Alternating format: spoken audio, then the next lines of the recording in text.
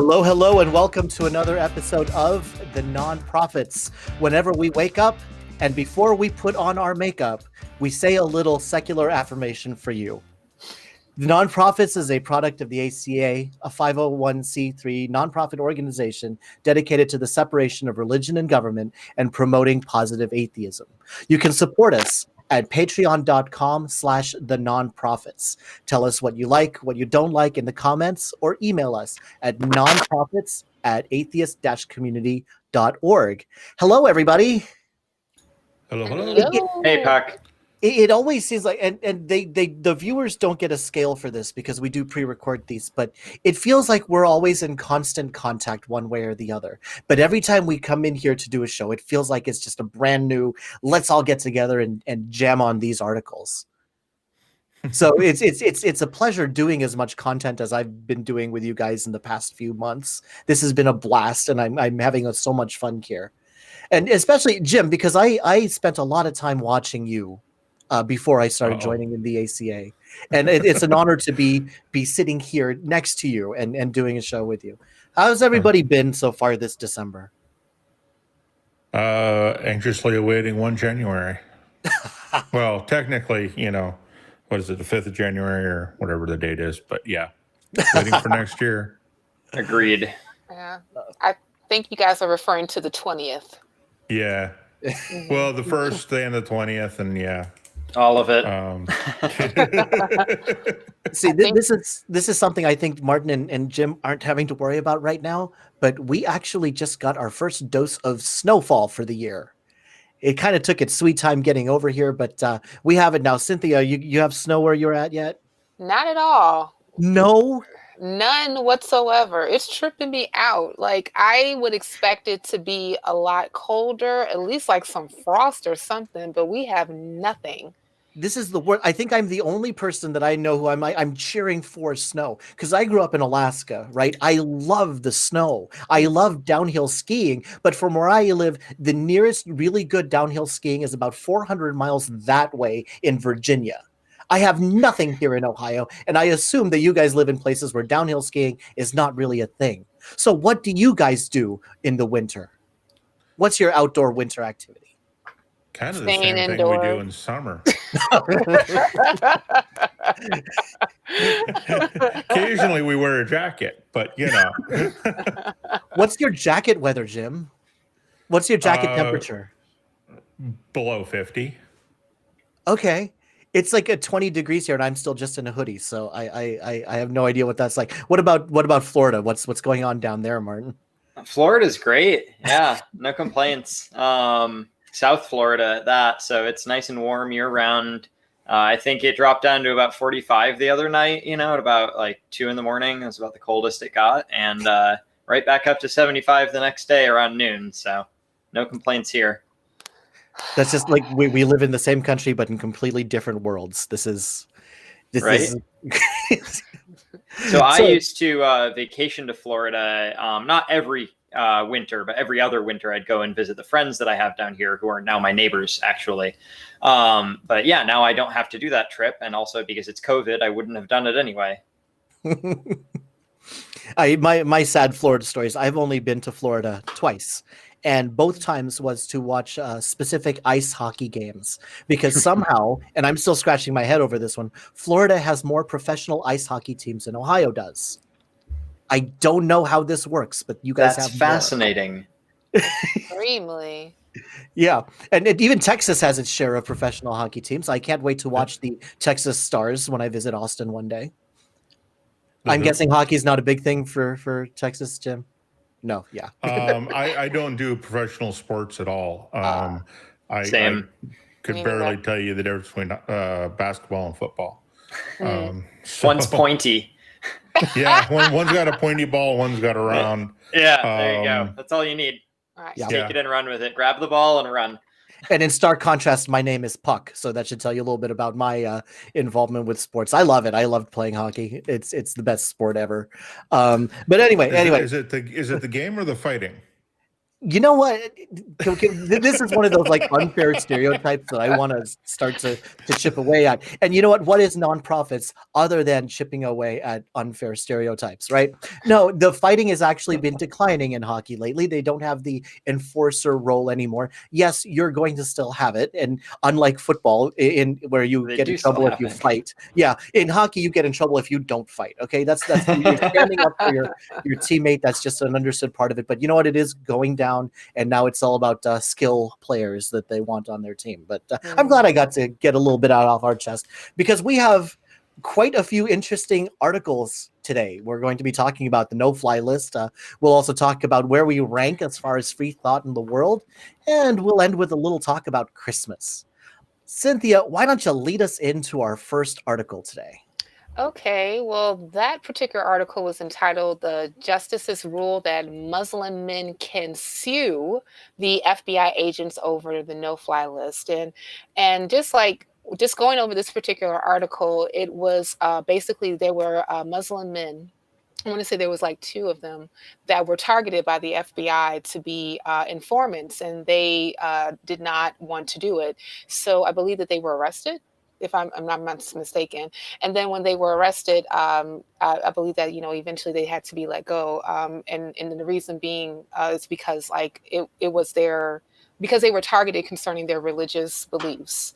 And for that, then the justices actually ruled in their particular favor, saying that no, these men need to be let go. You kept them against their will, based on these particular belief systems. And then I believe that they said that they were ruling in favor of them actually being able to get monetary compensation in order because of the unfair arrest and targeting that happened to them in the first place. So Yeah, sorry, go ahead, Benjamin. Yeah, I would say putting people on the no-fly list or threatening to put you on a no-fly list for targeting, when you're targeting uh, Muslim folks, you're definitely going after them on the religion. And, just trying to get someone to turn state's evidence or to become an informant, using a threat like that just seems to me to be beyond the pale stupid.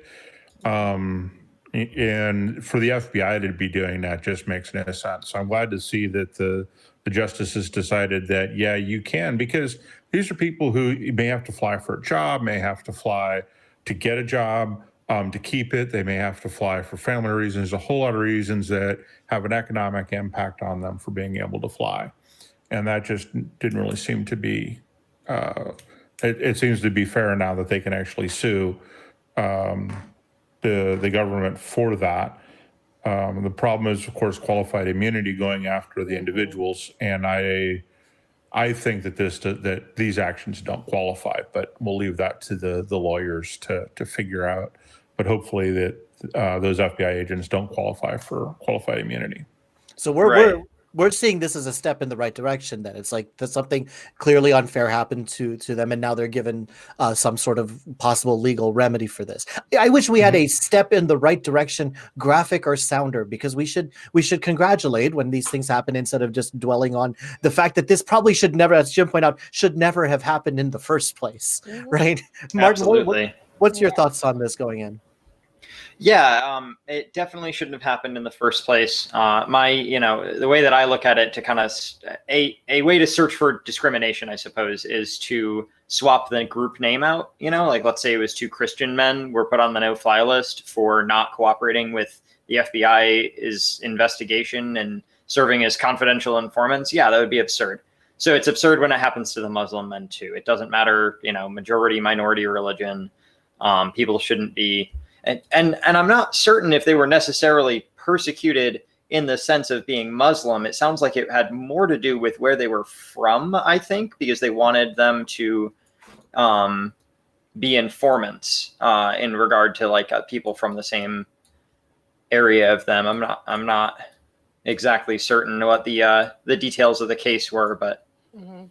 Yeah, I don't that's think that the article actually talked about actually where the Oh, did it not? Gentleman Fund. No, it was more so highlighting the religion of the men and why they were targeted by the FBI to be informants in that particular vernacular versus like where they were from. And matter of fact, there was a law that they were highlighting, which was the 1993 Religious Freedom Restoration Act. And specifically, this particular portion influenced something that actually Justice Thomas said. He said that the question here is whether appropriate relief includes claims for money damages against government officials in their individual capacities. We hold that it does. And part of the judicial relief was this particular section from that law where it says that a person whose religious exercise has been burdened in violation of this section may assert that violation as a claim or defense in a judicial proceeding and obtain appropriate relief against a government. So I believe that that's one of the reasons that really like influenced why they were why they will be able to actually pursue justice in a monetary form in the first place. Absolutely. So No, that makes sense. Yeah, this is really interesting to me on a number of levels. The first one being that they can seek some sort of legal remedy. I wish we had a lawyer on here so we could talk about what exactly suing the government on this case would look like. But let's talk then about the possible immunity that the individual agents have. Who wants the qualified immunity? Yeah. So that's basically if an officer of the law is or a government employee is working in good faith and in doing so violates someone's civil rights or violates the law, they're immune in that case to prosecution or from being sued. So, and that kind of makes sense. If you are an officer of the law and you detain somebody in good faith, you have absolute reason to believe that this person is the one you're looking for. If you don't have qualified immunity, then that officer could be sued for unlawful imprisonment when he's just simply doing his job in good faith. The key to that, though, is good faith, right? And that's the sticky wicket in this whole thing. Were they operating in good faith? Should they have known that threatening, to put somebody on a no-fly list because of their religion and or ethnic background? So, this is kind of where Islam, the religion, and Islam, the ethnic background, culture kind of get mixed up a little bit. But either of those things are not reasons to attempt to strong arm somebody with something like the no-fly list. Exactly. Right? Especially when we have other ways of getting informants, such as paid informants. Sure. So this is why I don't think they had qualified immunity, was because they should have done better than to hit two of the seven specifically called out classes in our law, right? Ethnic background and religion. You can't discriminate on either of those. Exactly. So they should have known. Just basic education should have taught them that, and then the FBI should have taught them that as well. So I don't think that they are going to qualify, that those agents are going to qualify for qualified immunity. But also there may be some other things going on, right? We don't have we don't have transcripts of the conversation. The FBI may have thought they had steered clear of making that threat of, turn informant or we'll put you on the no-fly list, and the individuals who were the target of that may have not understood the same thing, right? So you may have some miscommunication there, in which case I still think they don't have qualified immunity, but there's some potential for a innocent mistake, quote unquote. I wasn't able to find this. Maybe somebody else was that was looking into this.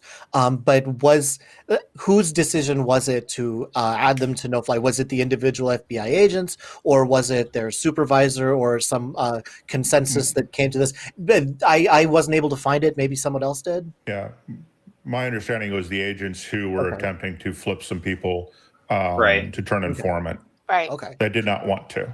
It Right. says in the article that they were placed or kept on the no-fly list. Oh, they actually, Meaning, okay.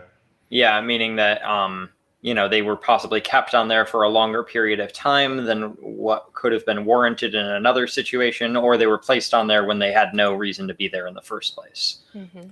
Right. That's my understanding, just based on the article. Yeah.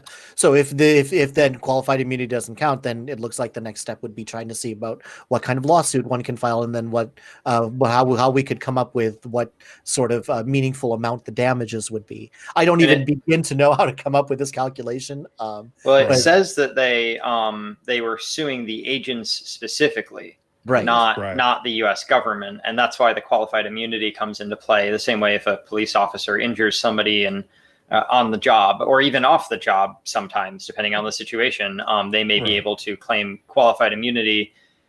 Whether or not that's ethical or moral is not what we're discussing here, but it's just discussing the topic of qualified immunity.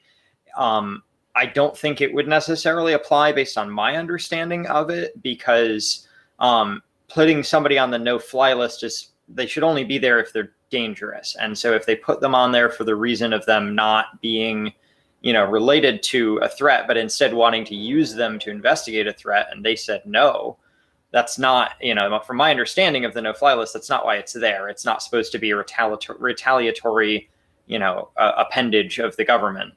It's supposed to be a keep us safe list. Right. Yeah. Back to the qualified immunity topic. I just am curious in my own mind, depending on how this particular case rolls out, especially when it comes to the lawsuit, if that is going to be an influence on other cases that happen to come up that are, in the works right now or in the future when it comes to qualified immunity. I'm curious to know what you guys' thoughts are about that. Yeah, stare decisis is a pretty powerful thing. Let the decision stand. So, yeah, every lawsuit that comes up regarding this type of thing, and in particular the no-fly list, is definitely going to open up probably a number of FBI agents, as well as possibly, Secret Service, drug enforcement, local law enforcement. Yeah, I think this could have some really far-reaching impact, and should stand as a warning to and this is not just police officers, right? This is any government official who's doing the same thing, right? If somebody gets denied a driver's license because they look like they're from Saudi Arabia or Iraq or Iran, that would apply here as well. It doesn't really matter. So yeah, we talk about law enforcement because they're the most obvious, but there are any government official comes under the qualified immunity. I don't talk about racial issues much myself, but let's just say that in the past 4 years, I feel like I have a little bit more reason to, and I have one of those mixed ethnicity looks where it's hard to pin me down to something. I am not white, and that's pretty much all that I've got, and I realize that I am only an accent away from possibly being miscast as something, and it's only because I speak with almost no foreign accent that I believe I've been able to navigate this world as I have been able to. I've actually gotten the police called on me at midnight while I'm in the front of my house just talking on the phone because a neighbor was suspicious of me. So Wow. Yeah, it's happened to me. I've lived in Deer Park for a considerable amount of time, and I guess my neighbors didn't notice me. So when I was out at the front of my house on the phone at midnight, because I didn't want to disturb anybody else in the house, somebody thought I looked a little suspicious. So there I was. So yeah, I mean, it's been of a special interest to me lately. So when you guys talk about how this case is going to affect other cases in the future, I want this bookmarked because I kind of want to go back to this and I want to see if this actually has been affected. Other cases have affected this in the future. The other thing that interested me, and I was wondering if anybody had thoughts on this was a unanimous Supreme Court decision, short of Justice Barrett, who wasn't a justice at the time when this was originally heard. This was everybody. Right. So are we still, they did the right thing when it came to a decision about religion and its effect on the citizens or in government. Does that help us feel a little better? I'm of the mind yes. I'm of the mind that the Supreme Court will rule how they want to rule on whatever is in front of them at that particular time. Like, and I will give you like a couple examples. So, I don't know if you guys are familiar. There was a Supreme Court case with Byron Allen's company versus Comcast when they were challenging the ruling concerning the Civil Rights Act of 1866 being interpreted with a but-for standard that racism was a factor of Byron Allen not getting contracts with Comcast, or was it a motivating factor? And the Supreme Court ruled unanimously that it should be a but-for standard, which makes it more it's harder to basically prove that race was a factor, right? However, you know, the day before, they were hearing the case on DACA, but they ruled for DACA, and they also heard a case concerning civil rights infringement against LGBTQ people, and they ruled in favor of LGBTQ people. So I'm just of the mind that depending on what the Supreme Court wants to do, I'm so sorry that they'll just do whatever they want to do at that particular time. Yeah, they also rule. Yeah, so we say things like qualified immunity. We say things like it's an LGBTQIA issue. We say it's a civil rights issue, but the Supreme Court doesn't look at it as that. They look at it on the merits of the case and what the arguments are. So I think it's a little iffy to tear them apart without going and looking at the case and go look at what was actually argued and what the elements of the case were. Because sometimes they're splitting some pretty fine hairs, and sometimes they are making very general type decisions. But in most cases, I think that we have to look at the case itself and go, okay, what are the legal elements, and then go read, because they tell us what their decision was and what their logic behind the decision was, right? So then we go in and say, okay, was this in fact the case, right? And see if we agree with that particular decision the way it was argued, even if it's against a position that we may not agree, with. So let's say they make a decision that we interpret as anti-LGBTQIA. Well, was it really against everybody, or was it in this narrow instance? And there's a difference between those two, because we might agree in this narrow instance, okay, but anything more general, we might be more disagreeing. So I think we have to be a little more discerning when it comes to those folks, because sometimes those cases hinge on a turn of phrase or a comma in the wrong place. Yeah, or that, and you're right. That's fair. That oftentimes, like, they have a tendency to rule based on what does the law say and how they interpret it concerning language is concerned. I said that twice, sorry. But when you actually on the outside, especially like if you're not like a lawyer, and you hear like how can they do that, and it seems like to me that in turn says then we need stronger laws, like depending on what that subject that they are dealing with at that time means, that hey, we need to talk to the legislator and see like what can we do to beef up this law. Yeah. And the Supreme Court has hinted that, the legislature needs to go back to the drawing board and redo this a little bit if you want to change the way they ruled. So, yeah. But Martin, final thoughts on this before moving on to the next? No. Let's move on. My only thing I think we covered it. Yeah. It was a short article. Yeah. No, my only thing was just noting that, we were talking about the specific wording of the ruling. It seems like in this ruling, the only thing that they really ruled was that it's possible to sue an individual in government specifically for monetary compensation. So it can be seen as a step in the right direction. And then Jim has another good point. Let's really look at the decision and see if it's really, what we think it is and has the scope that we think it is. I'm going to be following this one though, because I want to see if this does have some far-reaching effects, especially in smaller jurisdictions. If officers are a little bit more careful, because they can now be sued individually. That might be kind of fun. But let's move on to article number 2 then. Cynthia, you had a good take on this one also. Okay, and this is the US ranks 24th in the global rankings of nations promoting free thought. We're that high? All right, Really? 24. All right. Yeah, we moved though. That's like 2 below silver, right? Right. Yeah. Is that like a participation medal? Like, finish Yes. medal, No, that's almost like you thought about participating medal. I mean, but even then, isn't this kind of a step better than where we've been? Well, yeah, 30. I mean, if we're up from 36, that's good. But I mean, honestly, we should be number one on this one. But we have so many things that Trump has done to chill free thought. His attacks on the press as being the enemy of the people is a huge knock on that. He was going after, is it Section 230 or Section 280? Anyway, it's the safe harbor laws that allows Facebook and Twitter and internet to all be to not be responsible for the content that is sent on their networks. Right. And he's gone for a direct attack on that, and that is problematic. So, and those things will definitely have an effect on whether or not we have good free speech or not.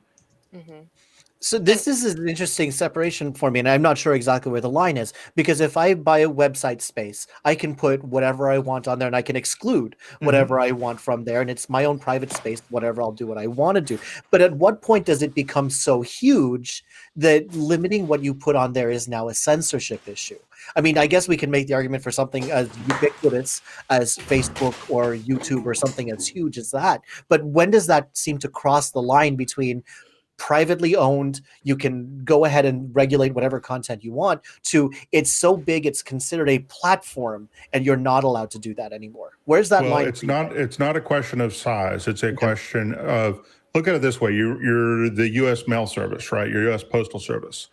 And you cannot be held responsible for every letter and package you send, right? So basically, if someone is sending a threatening letter through the mail, the U.S. Postal Service cannot be held responsible for sending that letter, for moving that letter from point A to point B. Okay. That's what the safe harbor laws say, is that as Facebook, they are not responsible for the content. And therefore, they can't be sued for transmitting hate speech from person A to, well, everybody who's on that person's wall or whatever, right? They can't be held to that. As long as they're not editing, they're okay with that. But as soon as they start editing, well, now we have a problem. Gotcha. And so some of the warnings and stuff that they're putting on there may be construed as editing. And if it is, and they're going to lose safe harbor laws, they're going to have to stop doing it. And this is a danger, because we all kind of like, they should be pointing out that this is in fact fake news, that it's propaganda, etc. We kind of want that protection, but if we do that, then we may end up with real censorship instead of just banning individuals, right? We actually have them editing content on the fly to make it more palatable, and I don't think that's something we want with the Facebook and Twitter. So it's not a question of size. It's a question of how do you transmit the content. Gotcha. Okay. Because the content creator 101 says that you are responsible for 100% of every second of content that goes out on your channel, right? And even if somebody puts down a comment or a response that you don't like, you can't control that they put it there, but you can control your response to it. And sometimes like leaving it alone is worse than going on there saying, no, we're going to strike this. We do not allow this kind of thing on our. So I've always been curious about this. Now I'm not huge enough in my Twitch channel to have any sort of to think that I have any sort of a platform, but it's something that I've thought about. It's like, at what point, when is someone responsible for the content of their? You're responsible for your own speech. You're responsible when you speak. Yeah. Twitch is not responsible for what you say. Right. Unless you're an employee of Twitch, which is not the same as a channel operator. Right. So that's where the safe harbor laws kind of, they protect the distributor of the content, not the creator or the recipient of the content. So this would be Twitch. This would also be like a company like Level 3, which unless you're in the networking space, you probably don't know who they are. But right now, the bits that contain these, our voices and our pictures are going over a Level 3 network, right? So they can't be held responsible either because they're not editing on the fly. So there's a whole lot of individual companies that are involved in just getting this stream out to the people watching it. Should any of those people, and how many of those companies, right?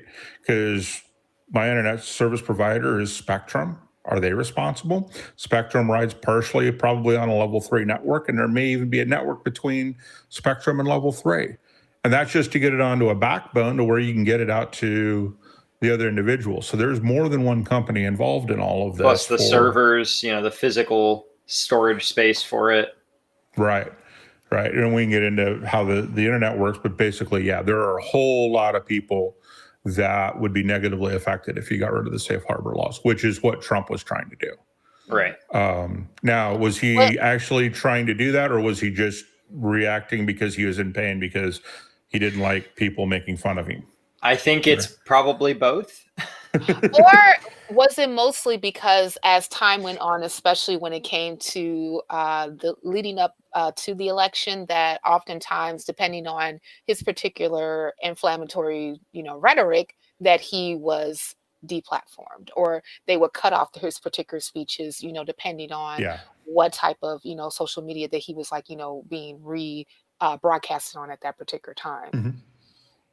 Yeah, and all those things. I don't think he has enough strategic ability to think that far ahead. But going after that particular section, those safe harbor laws, was definitely going to have a chilling effect.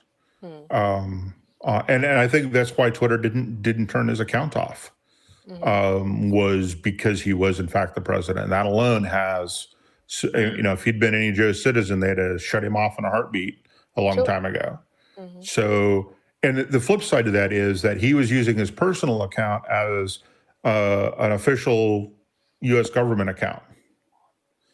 Right. And so there is a little bit of concern there when you start mixing those two things up, which is also why he should not be deleting his tweets, is because it is seen and it was ruled to be an official outlet for the U.S. government as well while he was president. So he can't delete any of his tweets, and yet he has. So, right, because all presidential transmissions have to be recorded, right? Or kept on record for a certain amount of time or something. Yeah. Well, that's what the presidential library is. It's all of the documentation, recordings, everything else that was ever done during that president's time in office. It's not a lending library necessarily. It is a library of all the documentation, everything he signed, every memo, everything that was put out during his time as president.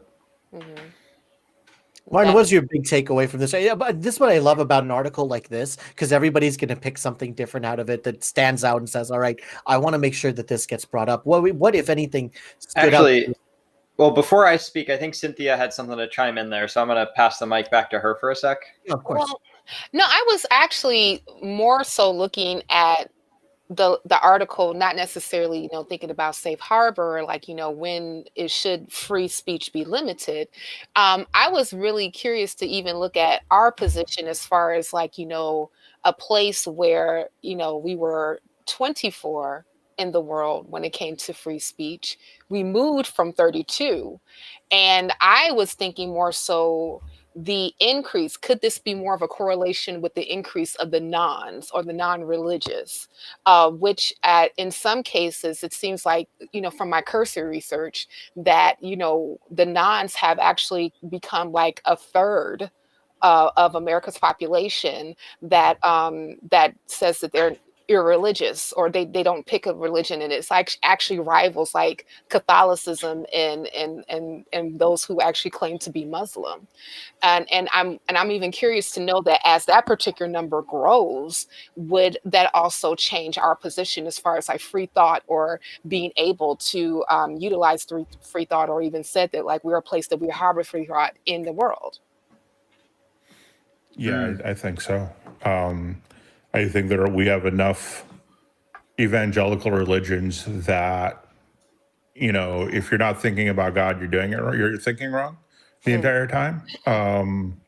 And, some of the practices of shunning and things like that, as those people decrease, yeah, we could definitely see some increase on that as well. But I also think that having more public squares has probably helped as well. I hate to mention Parlor, but that has become a public square for a bunch of people we don't like. And just like Facebook is for, a giant public square, but there are also other public squares too, like next door. It's not as big.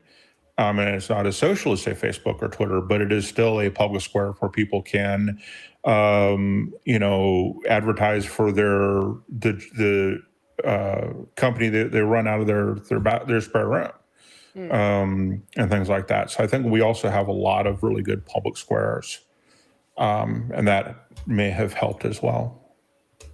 On the subject of Parler, real quick, I do plan to do a little bit of outreach, I'm calling it. I'm pulling in some friends from Facebook, and we're all going to go to Parler, and I'm thinking I'm going to make like the Atheists of Parler account or something. I'm not sure. But we'll just see how long we can stick around. The goal is not to troll or harass anybody, but instead to just try to engage in discourse. At least that's my goal. Yeah.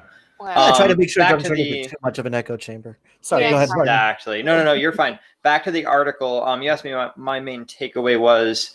One thing that I just want to read from it real quick. The report says that in 2020, blasphemy is still a criminal offense in at least 68 countries. Religious courts settle cases in 48 countries, and atheists are prohibited from holding at least some elected offices in 26 countries. So And those are many states in the union too. Well, yeah, and that's true, actually, that as far as the atheists not being allowed to. And I'm curious to see how enforceable that will be, because I hope to see a lot more atheists running for office over the next decade. Yeah. I agree. And it's at this point we should bring up the friendly atheist Hemant Mehta, who keeps a rather robust list of atheists and non-religious people who are holding public office currently. I haven't checked this database since the results of the last election, but it's nice and promising to see that list continuing to grow. So you can probably find that on Twitter. This article came from his page, friendlyatheist.pathos.com. So you'll probably find it not too far if you dig in there. What got to me is not so much, 24th and we moved up, but it's troubling exactly what's going on in the countries that ranked well below us. Where it says here in the article, there are laws to deny atheists rights to identify, revoke their rights of citizenship, restrict their rights to marry, obstruct their access to the experience of public education, among other things, right? And it makes me wonder, should we even try? What should we do, if anything, about what's going on in other countries? Or do we need to worry about what's going on here more and increasing our standing here in the United States? I have two hands. I can do both.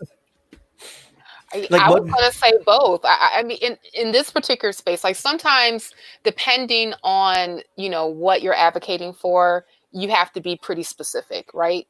But, one of the things that I think of is that when we're talking about atheists being discriminated against only because you don't have this particular belief, right? Or you don't follow the status quo of the state, that to me, it could be influential no matter where you are. I think of when President Xi became president for life. And then Trump chimed in and said, "Ooh, that sounds really nice, president for life." That was scary. Yeah, and and then I was thinking, but we have the Constitution. I said, yes, but the Constitution can be amended if we actually have buy-in from the Congress. And what if the people actually push for this, and you have people who actually are his particular base that really have very wacky ideas. So when QAnon goes to Congress, exactly what we saw what happened with the Tea Party. I'm just saying. So I happen to think that in this particular place, the space, the subject matter, I think that yes, I think that we really should be speaking on atheists being able to, to live without their particular civil rights being infringed upon just because they don't necessarily have a belief. And because I don't necessarily want us to go backwards. I don't know if that will definitely happen, but I even know that even when we saw in this particular time period how evangelical sensibilities became extremely politically powerful. You had, evangelical pastors sitting in the White House advising the president. And to me, that was very concerning, especially when you saw like the people who were doing it, what they pushed for, a lot of things that they preach about. And now you're trying to bring this particular content, as far as like a governing ruling body. How does that work? And I don't necessarily feel that that's something that we want to really be sitting under. So I absolutely, like Martin, you just said, I have two hands. I can walk and chew gum at the same time when it comes to this. So yep, Yeah, we're pushing it. See, the and one that's place the great thing about the internet is that we can reach out to our fellow Americans and our fellow citizens of the world. Yeah. Like the biggest place that I feel like it makes me lose my pucks every time I see a conversation about how atheists have no morality. And I wonder if that's part of the, obviously we disagree with this, but if that's part of the reason we're not trusted in public spheres or whatnot. And this is why I want to push back on that every single time I hear one of those conversations, right? I'm at a loss because I don't engage in nearly enough of the subjective morality debates or morality and ethics and ontology. I don't know where to even begin. But where do we start to push back? And Jim, you've been on shows like the Atheist Experience where you get calls about atheists have no morals or something thereabout. Where do we start to fight back on this? Well, one, we need to start fighting back, I think, on the idea that atheism is a worldview. It is one sliver of someone's worldview. Right now, how big that sliver is depends on the person. For me, despite the fact that I am on AXP, I'm on this show, I'm active in the ACA, I was active in Humanist Society for Greater Phoenix. It still comes down to my atheism is a small sliver of my entire life, right? If you don't see me on a show or active on the ACA, you'll never know that I am an atheist because I don't see that as part of what I need to be doing. And everybody is different on that. And there are people who want to be out proud atheism logos all over them and doing all that. And I fully support those people. It's just not me. Yeah, because it's a tiny sliver of the worldview. And so you also have to then go figure out what someone's worldview is, because we're not all the same. I know atheists who are Trump supporters, not quite MAGA hats, but pretty close. Right. I know atheists who believe that the moon landings were a hoax. So we come in all shapes and sizes. All of our worldviews, our morals, the way we react to life, how we look at everything is completely different. So, because when they say atheists have no morals, atheism has no morals. They're correct. Atheism's not a worldview that is not a worldview. So there's no morals or ethics. So we have to come up with our own. And some of us look at the Humanist Manifesto and go, yeah, that's it. Some of us are well-being, some of us are happiness of the population, and we all have our own different things that we look at. So, and that is just education, and it's constantly educating people about these differences and fighting these stereotypes. And it's really, really hard because where some of these stereotypes come from, we don't really get into, we don't have access to. So when, Bobby Joe Preacher is preaching to his, 50-member church, we're not there to say no. And so that spreads. So it's not a battle I think we're going to win until we can actually get people critically thinking, which is why I'm not an anti-theist. I am pro-good thinking. And that's what we need to do. We need to get education pushed. We need to return education back to the pinnacle. Educated people are worth something, and education is absolutely vital. And we have an anti-intellectual current, I don't want to call it, it's not even a current, it's a tidal wave of anti-intellectualism that's happening. And that concerns me more than anything else. Yeah. Agreed so much on that last point, especially about the anti-intellectualism. When you see people throwing out psychology and sociology, that's usually a big warning sign as far as their view of society. Or virology, right? That too. Virology, yeah. And that's something that I've never thought we'd have to talk about. I thought that it was understood how respiratory diseases get spread. Apparently not. That's still unsettled science for some folks, not for us, though. Yeah, which is why it irritates me whenever I hear people say, "When am I ever going to use this science class or math class in my real life?" It's like, well, this is when. This is a beautiful example of when you are going to need this. Huck, Yeah. I have to push back a little bit. I have Uh-oh. still yet to use trigonometry in social work. When I do, I will let you know. So continue. Okay, you know what? Fair enough. What if you're social working with a teenager and you have to help them with their trig homework? I get them a tutor. See, in a past life, I had a job that required a lot of math.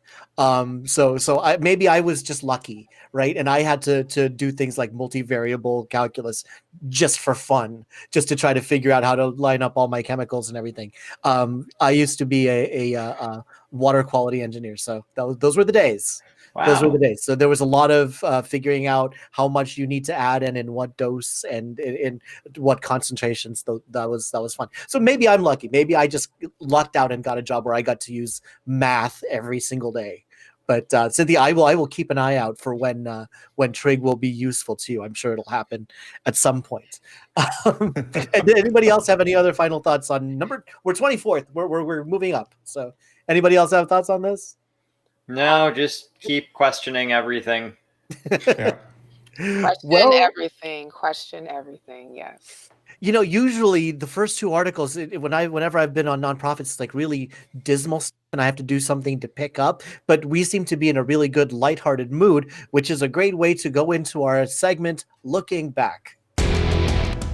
Looking Back. Happy birthday, December 25th, 1821 to Clara Barton.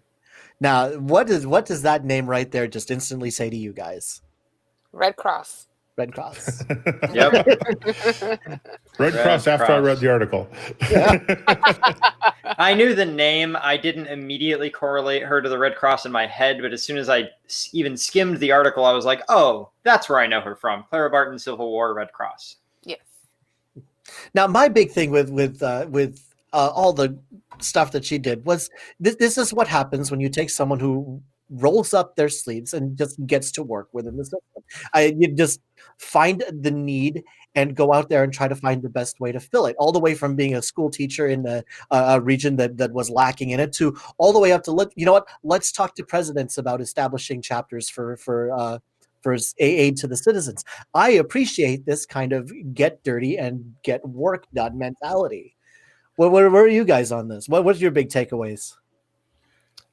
Well, I was very impressed about Clara Barton really trying to push for disaster relief in multiple communities, regardless of race or gender or religion, and also how she was really against Christianity. She was still a theist, but she was very against Christianity itself.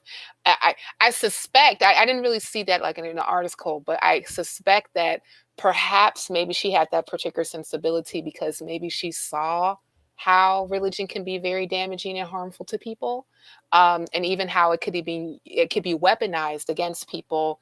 Even in this particular case, when you look at the dividing line of who gets help, right?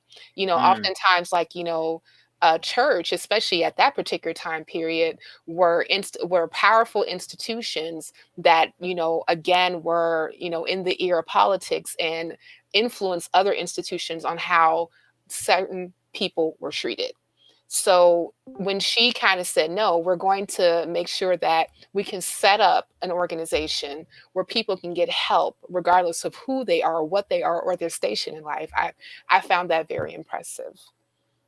Yeah, I kind of thought to myself, once again, atheists prove that we're better Christians than Christians. Mm.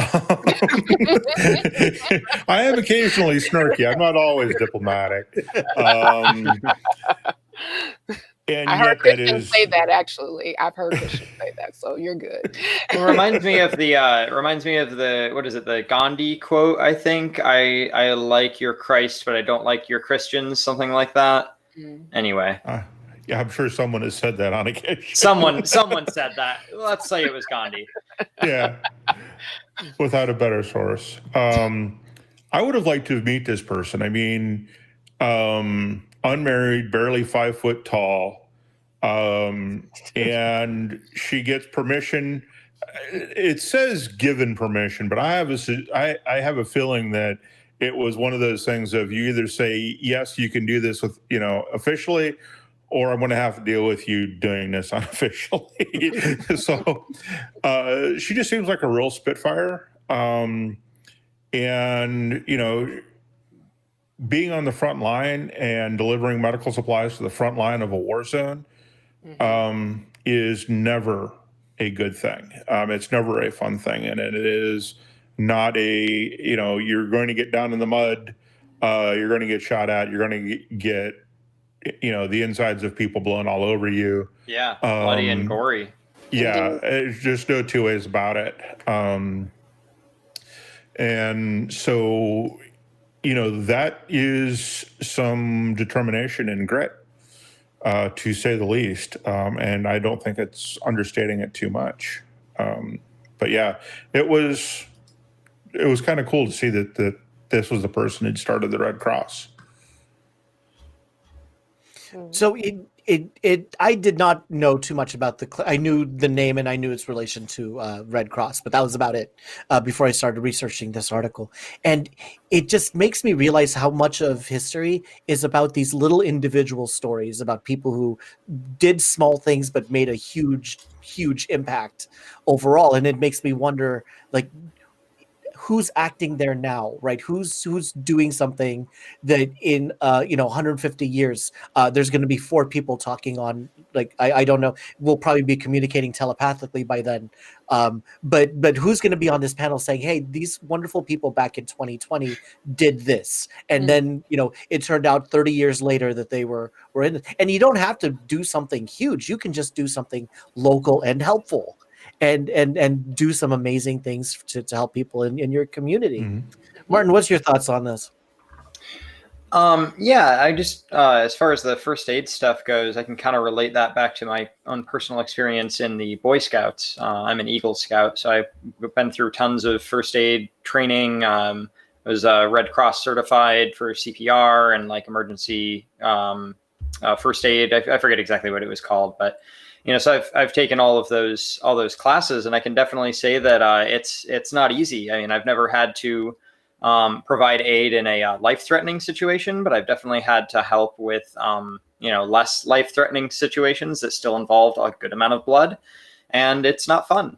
It really isn't. And so more props to her for being this this short single woman who just runs out into a field and provides care to these soldiers. Yeah. And, we say that sometimes the religion poisons everything, and there is no Red Cross in the Middle East. It's the Red Crescent. And how anybody could take that little plus sign as being anything religious, I don't know. And yet, in the Islamic countries, it has to be the Red Crescent because they can't put that little plus sign, that red plus sign, on anything without people losing their minds because of religion, right? Here's an organization that I don't believe has ever been accused of partisanship in any way, shape, or form, and yet they have to do it.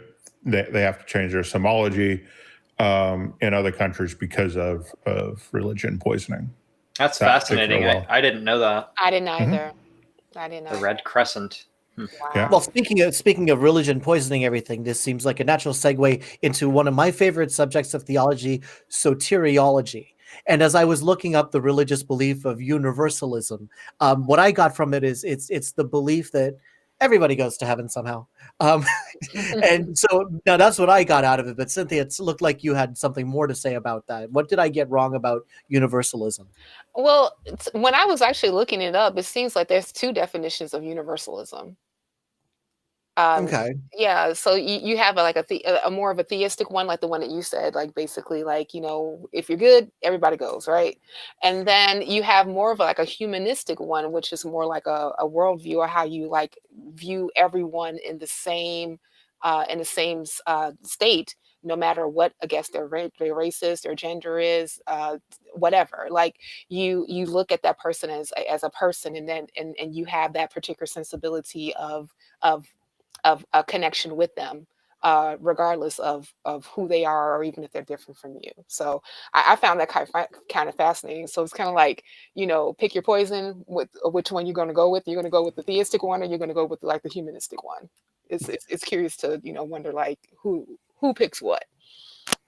Yeah, of all apologetics channels, soteriology is the most interesting one to me, because nobody really knows what's going to happen, and they pretend to, and they come up with all sorts of, and it comes across as fan fiction to me, right? It's like they read something in the Bible, it's like this verse here proves that everybody goes to, no, but this verse over here proves that some people don't, and especially, get into a Calvinist or a conversation with a Calvinist about who gets saved and who doesn't. Oh man, That's I recognize. Yeah, that might be Put my above my Catholic pay hat grade. on. That might be above my pay grade. There was a time. Wow. Okay. Now I'm thinking about it. You guys remember they call it the tulip model, right? Of Calvinism beliefs. And there was a time when I could have told you what tulip stood for. And now I'm really embarrassed that I can't. Call me out on this on our email at nonprofits@atheist-community.org. No, this is Or why. comment on this video. Absolutely, yes. Send us some personal hate mail on this one. No, but this was and okay, yay for a Christmas baby doing so many good things in American history, right? Now we have one more article to go into, and Jim, how about leading us into this one? This one was interesting to me. You asked me to do the Red Cross one, but not this one, so I don't have that one. Never mind. Okay, well, let's just do this on the fly then. From The Guardian, former Eton students write letter backing under fire head teacher. Now, what I got from this is a teacher had made a video or posted a video on their private YouTube channel for distribution in the class. The video was, we'll kindly say, problematic, and the teacher was. I'm Have trying you to be watched diplomatic. Yes, I did watch it. I'm trying to be diplomatic here, Jim, when I say problematic, okay? I'm trying to let the viewers go to this, because we're going to link all this in the description. You can watch the video. I encourage people to go watch it. Yes, It's awful. watch it. Yeah, well, I was because you watched it doesn't mean you have to force your pain on everyone else, Martin. I would like to say that I did not watch it because I did not feel like getting triggered. So there you go. Okay, so there's a teacher who posts this video. Teacher gets sacked for it, which was probably an appropriate response. And of course, now the headmaster of this school goes under a substantial amount of fire for doing this action. And now what this article is talking about is the immense amount of support that he got from the student body. And I would imagine alumni would probably get in on this also, saying, whoa, wait a second. We actually back this up, and we think that this was a good thing to do. There are so many possible ways to take this. And I just paper, rock, scissors. Who wants to go first? I was tripping that you had 2,500 students that actually signed a petition for him to be reinstated. Like, I wonder what you're being taught at home. I'm wondering, like, what type of conversations that you're having with your parents, your guardians. What are they feeding you to let you think that thinking this way is okay? They were supporting the headmaster, not the teacher. The headmaster fired the teacher, then got sacked himself for firing the teacher. Oh, okay, gotcha. Yeah, okay, so I read that wrong, because like at first, like I was like, wait a minute, you had like 2,500 students that actually like wanted the teacher to be reinstated, but it was more like the headmaster that got it. Right. It was what we would call a principal here. Okay, right. Okay. Yeah. So the video or the open letter from the students was defending the head teacher. The letter, called the video intellectually feeble and misogynistic. Mm-hmm. The video was posted by a teacher who, again, was then Who fired. refused to take it down off Yeah, of his personal just to account. use some names here to keep it clear. The teacher was Will Noland, and the headmaster was Simon Henderson. So Will and Simon are anyway. And if I remember correctly, they had taken it off the school's YouTube account, but he had posted it on his own YouTube account. Right. Yes. And was told to take it down off of his own YouTube account. And he refused. Right. And that's for me is kind of where it gets to be a bit sticky. Your employer should not be telling you what content you can or cannot put out, as long as you're not being super critical of your employer. I think there's some ground there we could discuss at some point. But as a general rule of thumb, your employer should not be telling you what to do. And if that was their reason for firing him and not his views, then I would agree with the sacking of the headmaster, because he did it for the wrong reasons. But if the headmaster did it because of his views, then he was well within his rights to say that this is not something we want to expose our kids to as a community. So it kind of depends on how that went down. But yeah, it is cool to see students actually recognizing, bad stuff when they see it, and intellectually weak arguments when they hear them. Yeah, absolutely. So it seems like every week or so I get on my Facebook feed, scroll down to some of the more outspoken people on there, and I hear just about every week that critical thinking is really something that should be taught in schools. Now, okay, let's go with that. How do you at what point is it appropriate to start teaching this is a controversial view, here's why it's problematic? Now, to do that, you have to expose them to bad views. Now, you're immediately calling it out, so it's not the same as just putting the material out there, but it's still exposure in a way, right? So how do you begin to gradually teach the concept of this is problematic material, here's why, and here's what you should do about it? At what age level does that start? I see it as kind of the difference between like a religious education and going to school for like a comparative religious study. One is teaching it as truth, and the other is teaching it as a set of facts that are true. Not not inherently true, but like, hey, this is what Christians believe, this is what Jewish people believe. And so along that same line, I mean, I'd say teenage or older, like definitely start them young as far as critical thinking and exposing people to talking about why bad ideas are bad ideas.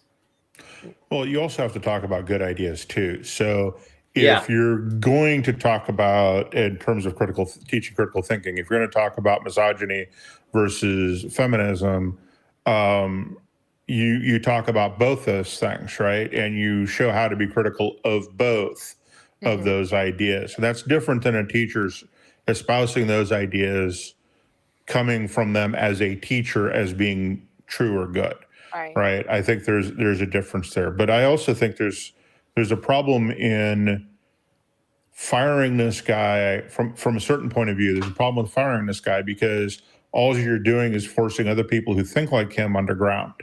Right. And it doesn't actually defeat the idea, right? We're not combating the idea directly.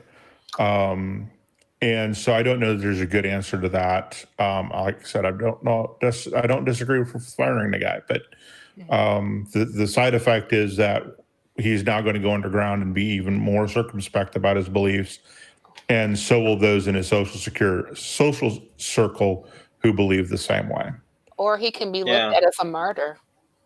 Yeah. Exactly. Along that, that's what's scary to me. No, exactly. Along that same thread, when I was looking up the actual the teacher himself, because I was trying to find the video, so I just Googled his name. There's a few websites. I'm not going to cite them here because I don't want to help them get traffic, but this is a .org actually that is talking about how woke cancel culture is the reason why he was fired, even though the students specifically cite why they're not. Why they don't support the firing because of woke cancel culture, but instead because he was just being intellectually dishonest or intellectually feeble, as I think how they stated it. Mm-hmm. One of the claims in the video itself that I find to be very controversial is, and this is quoting directly from the article, male on male rape in jail dwarfs male on female rape outside of jail. Yeah. All rape is bad, but I mean, we have to look at the statistics that we have. We can't speculate on the statistics that we don't have and then ignore certain topics because they seem less important. Mm-hmm. When they say intellectually feeble, they weren't wrong. You know, it seems like he's putting the cart before the horse, or maybe the horse has run off and he's just left with a cart. I'm not exactly sure. Are you sure he had a horse? I don't think he had a horse. Well, maybe. I don't know if the cart is real. It might just be a man in a wheelbarrow. Or maybe he was riding on the top of a talking donkey. There you go. Okay, so now I just now got that. Okay, so it's embarrassing. Okay, so help me out here, because I've read this article a couple of times and I didn't quite find if this video is actually indicative of the teacher's views or if it was being presented as a case of critical thinking. Hey, let's take this apart and find out why it's wrong. Is there anywhere that we can see that these are the teacher's actual views and that the teacher supports the ideas presented in this highly problematic? I'll go and I'll say this is a really problematic video, but I couldn't find anything saying that the teacher actually supported the views that are on here other than wanting to show the video. Or is that enough? Is it just that they wanted to have a conversation about it? The video is problematic, regardless of whether or not it's the teacher's actual position. That doesn't matter. You're going to get sacked for having this. What did I miss? What did I miss? Go ahead, please. Yeah. So again, back to that website that I was talking about. That's clearly alt-right.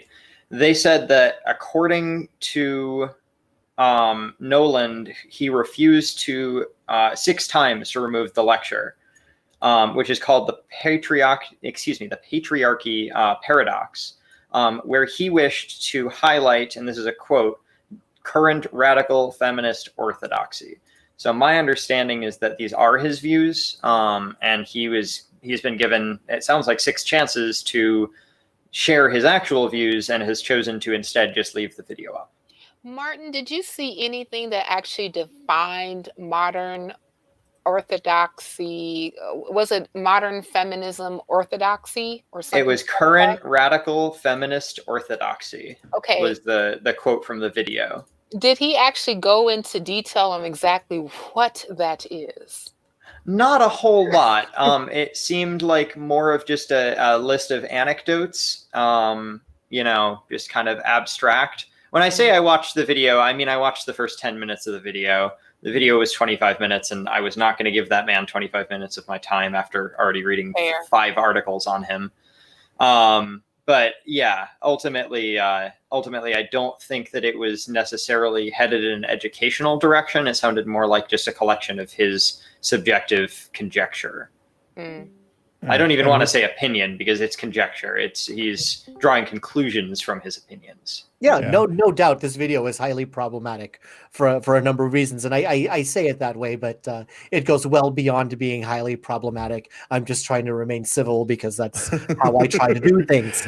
I'm getting a note here from the producers that we're talking about Eton College here, which is a rather high-end preparatory school for 13 to 18-year-old boys. So even though it's called Eton College, we're talking about, in some cases, kids here who, Right. you talk about when do we start talking about critical thinking? Some of these students are probably going to fall below that age line that we were just talking about, where And it's to bring up this subject material. Oh, Well, absolutely. Go ahead. Yeah. Sorry. I actually Googled current radical feminist orthodox. And to make it even worse for this poor person, most of the links that I'm getting have to do with Jewish orthodoxy and Orthodox Jewish feminism, women returning to Orthodox Judaism. So that phraseology doesn't do our miscreant any favors whatsoever. This makes Right. it more problematic. So what are you saying, sir? That that Jewish women are, like radical feminists? What are you saying? I don't know. I think that he doesn't know what he's saying. He That does. sounds It basically, it's not a thing, right? Yeah. He's mad at the the pink-haired feminist that's screaming on a college campus in his head, who may or may not actually exist. Oh, Puck, I love you. But no, seriously, he's doing a reaction the same. Oh, there you go. That's better. Like, that's quite the main there.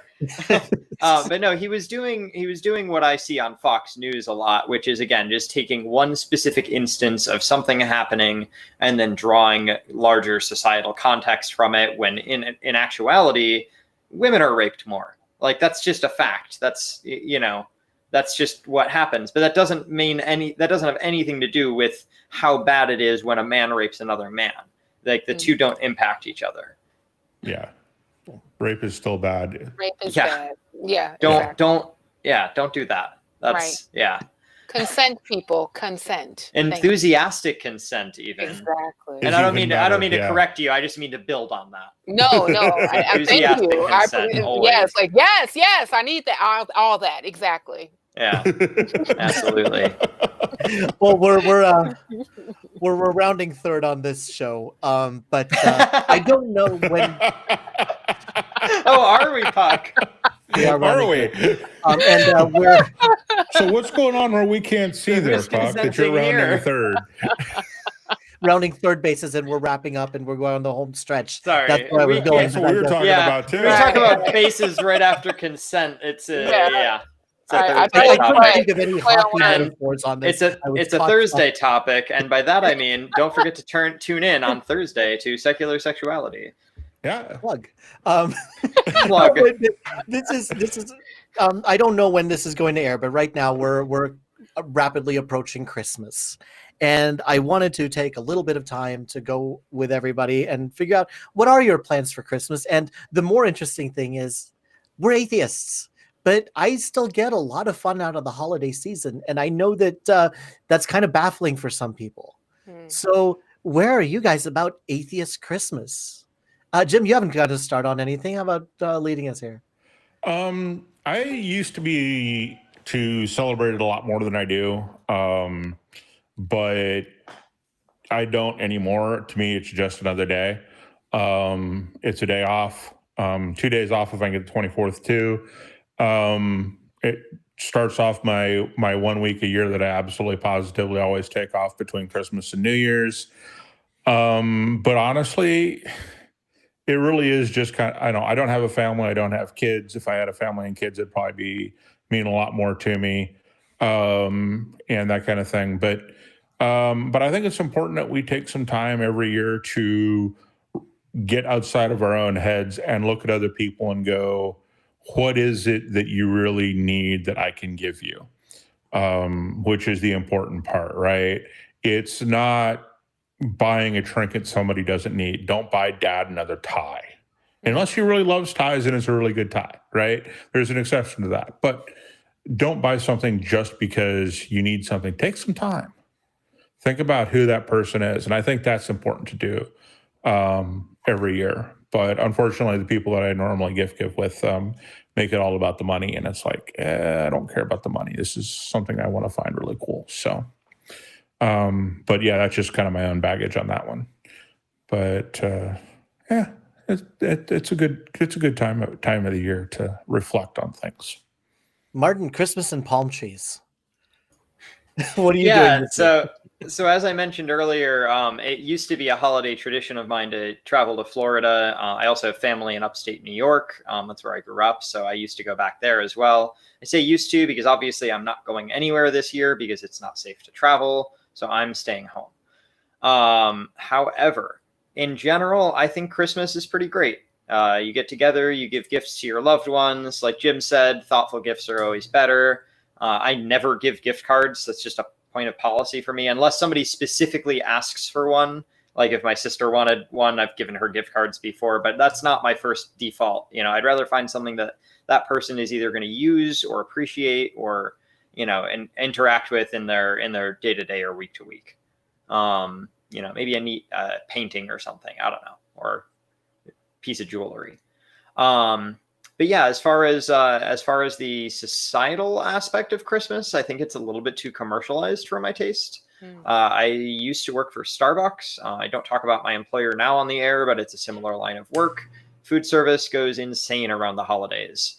And so for me, it's always been a lot of work followed by a week off in Florida or New York.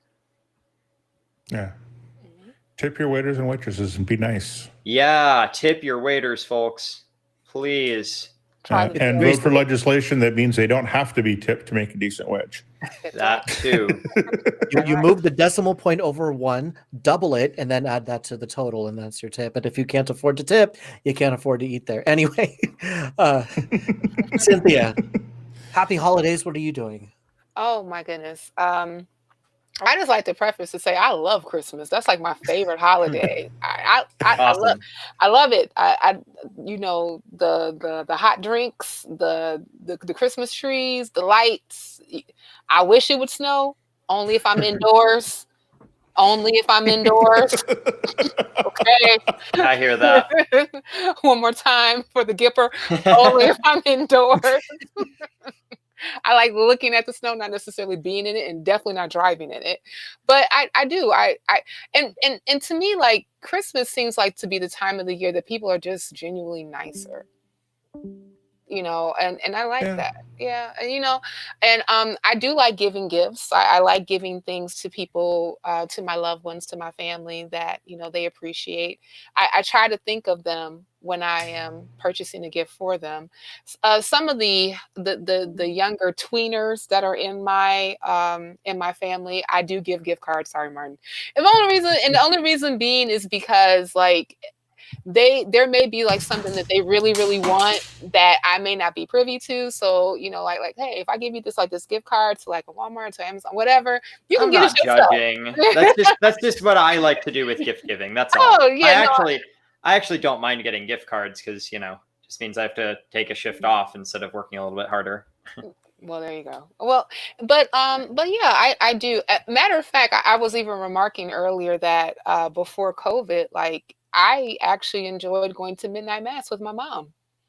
And the reason being is because I like the singing and the caroling. The church is really, really pretty, you know, with all the decorations, and I like the smell of incense. Don't judge me, but I do, you know. So I know you are, Jim. That's why I said that. As a recovering Catholic myself. And having been an altar boy and holding the incense. All right, I was an acolyte too. I carried the whole cross. I did the whole you dig. Yeah. I rang the bells during the whole, you know, the readings and all that great stuff. Yeah, so during your cruise, I did all of it. But no, I do. Like, I really genuinely like the holiday. And I had a coworker. Oh gosh, he argued me down. Because, like, you know, I'm very much so, you know, out as an atheist. Like, I don't like advertise. I don't wear like a t-shirt or nothing like that. But, like, you know, genuinely people who like know me well, like, they know I'm an atheist. Right. And so my coworker said, "How can you celebrate Christmas?" I'm like, "Cause I like the lights." And he's like, "You shouldn't be celebrating it because you're an atheist." And I was like, "Why not?" "Well, because it's a Christian holiday." I said, "Well, you know, if we really look at the history of even how we even got the holiday, you know, that's up for debate. So I can enjoy Christmas and I don't necessarily have to, like, you know, hold the whole sacred sanctimonium portion of it. I just like the holiday. I like giving gifts. I like Christmas trees. I like caroling. I love watching Charlie Brown Christmas and drinking something with peppermint in it. I mean, you know, that's how I roll. So, I mean, like, I don't see why you need to give that up just because you don't believe in a God. I love the idea of somebody trying to gatekeep Christmas for you. Right. You know, that's just incredible. It's like, and those are the same people who say Merry Christmas to people who they know are of other religions, you know? Mm-hmm. It's all about them. Yes. Anyway. Well, I actually got a very meaningful gift this year for Christmas. It already came in because a lot of my family live in Alaska. So they just send stuff in advance. And in this case, it was perishable. So we had to open it immediately and then store it. I've never been able to find this anywhere else in the continental United States, but in Alaska, it's very common to have reindeer sausage. Reindeer sausage is one of. I'm getting eyebrow. I knew it. I was going to get eyebrows from everybody. No, Yes. you're getting the sideways No, head I, from Eva. I know what You're you're getting the- talking you're about. getting the full Reindeer sideways sausage head is here. good. Sideways, Yes. and I do. You know what? We just completely lost our entire vegan viewership, but that's okay. Oh, I whatever. represent you. I'm half represent you, vegan, but I don't vegan. talk about it. Right. No, Okay. I am full plant-based vegan. I will represent you. Go ahead, Puck. Okay, but reindeer sausage is just something you can go to IHOP in Alaska and get reindeer sausage with your waffles. But here in Yeah. Cincinnati, I can't find it anywhere. I go to exotic markets and places that have weird meats that I'd never even heard of this. Like, they have alligator sirloin of all things. That alligator sirloin, okay, but I can't find reindeer meat anywhere. So my family very graciously sent us a substantial portion of reindeer sausage. My wife loves it because she's only ever tried it when she goes up to Alaska, and it was very nice of my family to send some reindeer sausage to us so that we could enjoy it here. And I'm saying I'm going to get all sorts of comments on this. The very first time I told this to my wife, she was like, "Oh, you mean you guys eat Rudolph?" It's like, no, it's not Rudolph. It's just reindeer. This is just what you eat in No, it's Alaska. Prancer. Yeah, you don't eat Rudolph. He's the headlights. You take one out of the middle. But, He's the radioactive one. He's not the one you want to eat. but for You leave him alone. Leave You would Rudolph eat Prancer and Dancer. this is by far the most Okay. So mirthful the episode of North headline that's going to come from this is "Atheist eats Santa's reindeer. Christmas canceled."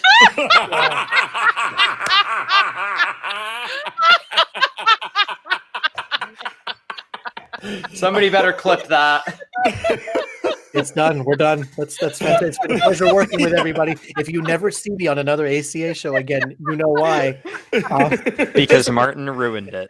But just to redeem myself, you guys, I want to redeem myself really quick. That for Christmas we try to get, it's an everybody holiday, so we try to give the same thing to everybody. And this year we are making vegan friendly apple butter. So if you guys would like some, drop your address in my DMs and I can send you some preserved apple butter. That'd be awesome. So yes. Wow, what a show. This is the most laughter I've ever gotten out of any episode. Love it. Of nonprofits. But let's start from the end. Martin, what are your big takeaways from this show? Yeah, so big takeaways. Even though we're not doing so hot as far as freedom of thought ranking, we're doing all right because at least we don't have blasphemy laws anymore. So that's nice because a lot of countries still have that elsewhere. But yeah, just keep asking questions. We appreciate everybody being here. Thanks again to Puck for officiating, and hopefully this will air sometime around Christmas. I imagine it will. Otherwise, the reindeer thing will make no sense at all. But they'll still get it in January.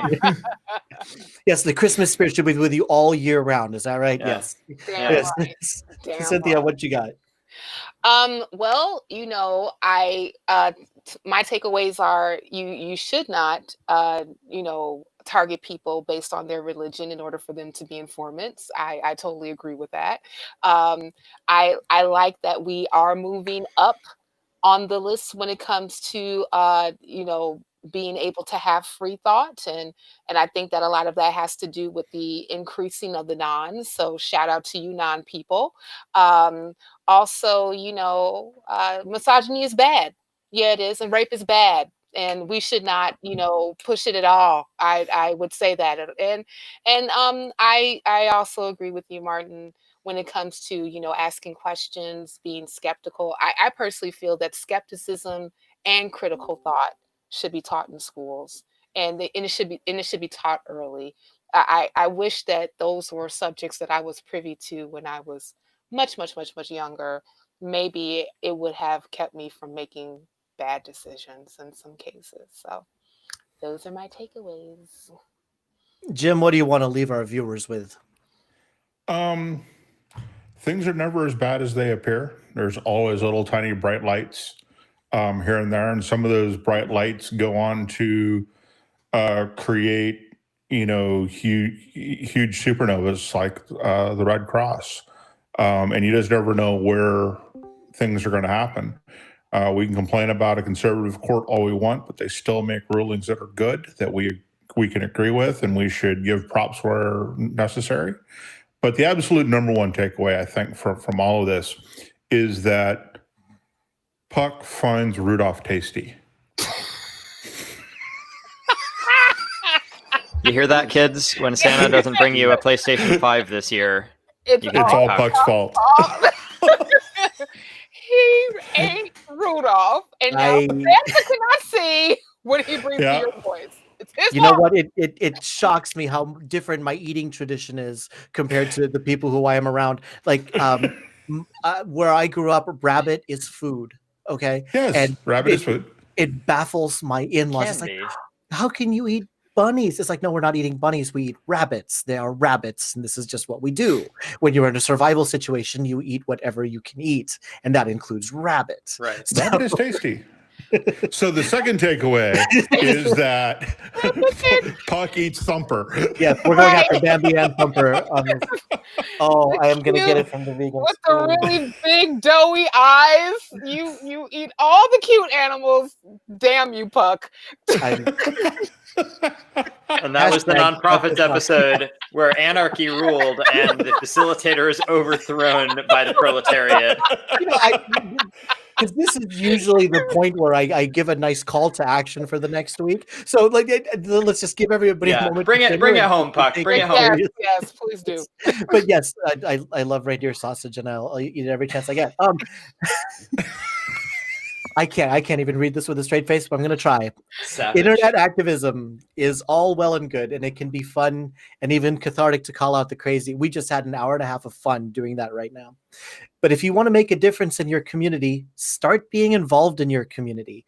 Sometime between now and this next month, learn the following: who your mayor is, when your city council meets, who your school district superintendent is, when your school board meets, what congressional district you live in, who your state senators are, and 3 people you can reliably have a civil conversation with, even though their views are very different from the ones that you have. Thank you very much for watching Nonprofits. You can support us, as always, by going to patreon.com/thenonprofits.